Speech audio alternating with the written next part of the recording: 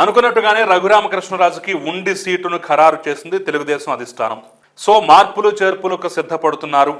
అవసరమైన చోట అంటే టికెట్ అనౌన్స్ చేసినా సరే అవసరమైన చోట్ల పరిస్థితులు పరిణామాలను బట్టి మార్పులకు తెలుగుదేశం పార్టీ ముందడుగు వేస్తోంది అని చెప్పడానికి ఇది పర్ఫెక్ట్ ఎగ్జాంపుల్గా భావిస్తున్నారు.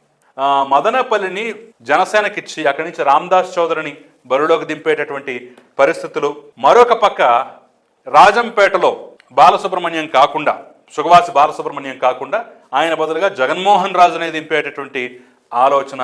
రేపు ఒకవేళ కూటమిలో భాగంగా వేరే సీటు తెలుగుదేశం తీసుకొని తంబళ్లపల్లి ఇవ్వాల్సి వచ్చినా సరే పార్టీ ఏదైనా సరే ఆ ప్లేస్లో మాత్రం జయచంద్రారెడ్డి అక్కడ క్యాండిడేట్గా ఉండేటటువంటి పరిస్థితులు ఇక్కడ క్లియర్గా కనిపిస్తున్నాయి. అంటే ఈ మేజర్ మార్పులు చేర్పులు మనం ఉండితో ప్రారంభించినట్లయితే ఇంకొన్ని మార్పులు చేర్పులు జరగబోతున్నాయి. అందుట్లో ప్రధానమైనటువంటి 4 మార్పులు చేర్పులు ఇవే అనేటటువంటి విధంగా అయితే ఒక సమాచారం తెలుస్తుంది.